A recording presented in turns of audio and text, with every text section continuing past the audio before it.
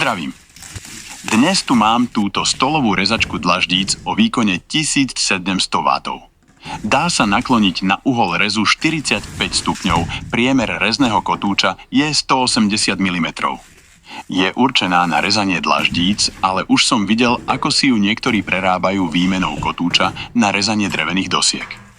Ja práve potrebujem urobiť výrezy v dlažbe, na to je ideálna.